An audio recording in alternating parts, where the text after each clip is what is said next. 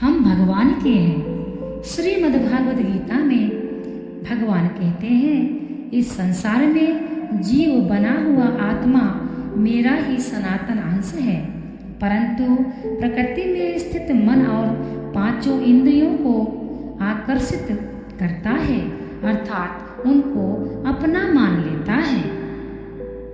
जैसे किसी पिता का कोई पुत्र होता है, उससे भी विलक्षण हम भगवान के पुत्र हैं, परंतु हमने भगवान को अपना न मानकर प्रकृति में स्थित शरीर, इंद्रियां, मन, बुद्धि को अपना मान लिया है। यही बंधन है, इसके सिवाय और कोई बंधन नहीं है। जैसे शरीर में माता पिता दोनों का अंश होता है, ऐसे हमारे में भगवान और प्रकृति दोनों का अंश है। हम केवल भगवान के अंश हैं। मम एव अंशा, भगवान का अंश होने से हम भगवान में ही स्थित हैं, पर हमने प्रकृति में स्थित शरीर को अपना मान लिया है। यही हमारी एक गलती है। प्रकृति का अंश तो प्रकृति में ही स्थित रहा, हम ही अपने अंशी भगवान से विमुख हो गए हैं। जड़ तो सपूत ही रहा, हम ही कपूत हो गए हैं। अनंत ब्रह्मांडों में अनंत वस्तुएं हैं, पर कोई भी वस्तु हमारी नहीं है, हमें निहाल करने वाली नहीं है। अनंत ब्रह्मांडों का राज्य भी मिल जाए तो भी उससे हमें कोई लाभ होने वाला नहीं है। जो वस्तु हमारी है ही नहीं, वह हमें निहाल कैसे कर सकती है? कर ही नहीं सकती। हम जिसके अंश हैं, जो वास्तव में हमारा है, वही हमें निहाल कर सकता है। हम परमात्मा के अंश हैं और चेतन, मल रहित तथा सहज सुख राशि है।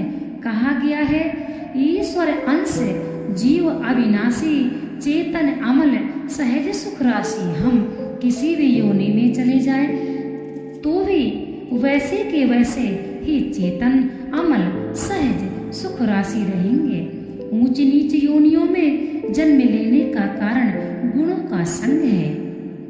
सत्व गुण के संग से ऊर्ध्वगति होती है, रजोगुण के संग से मध्य गति होती है और तमोगुण के संग से अधोगति होती है।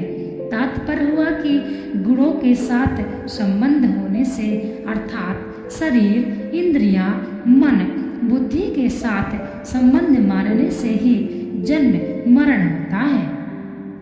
इसीलिए साधकों को आज ही इसी समय यह स्वीकार कर लेना चाहिए कि हमारा संबंध तो केवल परमात्मा के साथ ही है। हम साक्षात परमात्मा के अंश हैं और परमात्मा में ही रहते हैं। फिर मुक्त होने में कोई भी संदेह नहीं है, क्योंकि हमने असली बात पकड़ ली। हमारे पास जो वस्तु है, जो योग्यता है, जो बल है, वह सब संसार का है और संसार के लिए ही है। हम परमात्मा के हैं और परमात्मा के लिए हैं। पृथ्वी, जल, अग्नि, वायु, आकाश, मन, बुद्धि और अहम, ये सब अपरा प्रकृति हैं और जीव रूप से बने हुए हम परा प्रकृति हैं।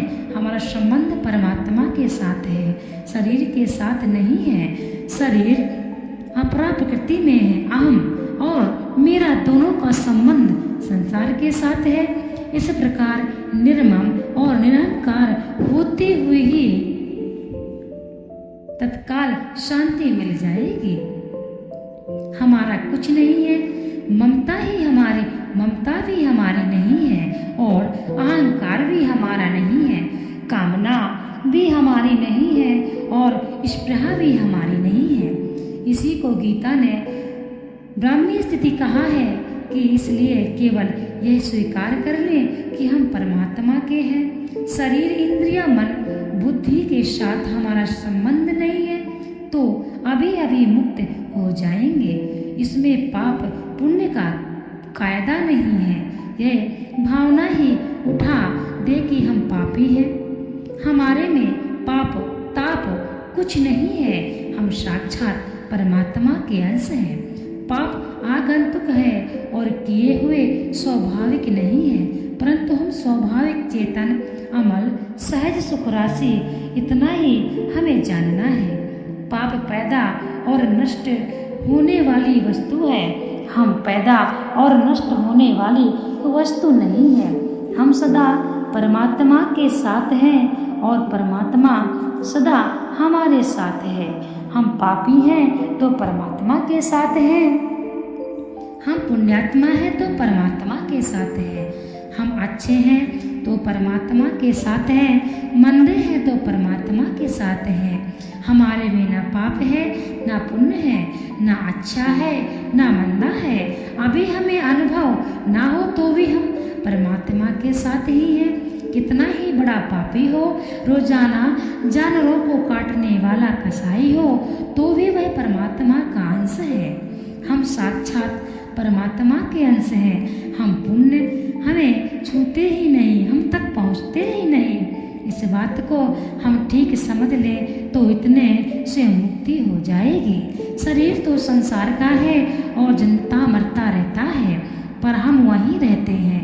संसार के साथ शरीर की एकता है, हमारी बिल्कुल नहीं। समस्त पाप ताप शरीर के साथ है, हमारे साथ नहीं है। हम संपूर्ण पाप पुण्यों से, शुभाशुभ कर्मों से अलहदा हैं। बस इतनी बात मान ले, हम केवल परमात्मा के हैं। यह एकदम सच्ची बात है। इसी को मानने मात्र से मुक्ति हो जाएगी, क्योंकि मान्यता से ही बंधन होता है और मान्यता ही मुक्ति होती है। हम भगवान के हैं, इस बात को अगर हम भूल जाएं तो भी यह बात वैसी की वैसी ही रहेगी। कारण कि भूलना अथवा ना भूलना हमारी बुद्धि में है, हमारे में नहीं। हमारा संबंध ना भूल के साथ है ना याद के साथ है। हम तो वैसे के वैसे ही चेतन, अमल, सहज, सुख राशि हैं। हमारे में क्या भूलना और क्या याद करना।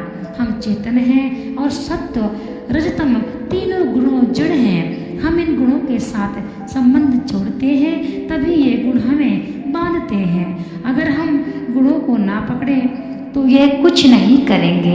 हम स्वयं चेतन तथा असंगी हुए भी जड़ को पकड़ लेते हैं, तभी फंसते हैं। हम ना पकड़े तो गुण प्रकृति में ही रहेंगे, हमारे पास नहीं आएंगे। हमें किंचित मात्र भी संदेह नहीं है। हम अगर गुणों को साथ ना दें तो ये हमारा बाल बांका नहीं कर सकते। इनमें ताकत ही नहीं। हमारे लाखों जन्मों के कैसे ही कर्म हो, जब सब प्रभु को अपना मानते ही नष्ट हो जाता है। सन्मुख होई जीव मुहि जबहि, जन्म कोटि अघनाश तबहि। पुराने पाप नष्ट हो जाएंगे और नया पाप होगा ही नहीं। कारण कि पाप कर्म तभी होता है जब हम संसार को अपना मानकर उससे कुछ चाहते हैं, तथा यदि हम यह मान लें कि भगवान ही सब कुछ है, परमात्मा ही परिपूर्ण है, समस्त जगत में समस्त जीव में परमात्मा ही व्याप्त है।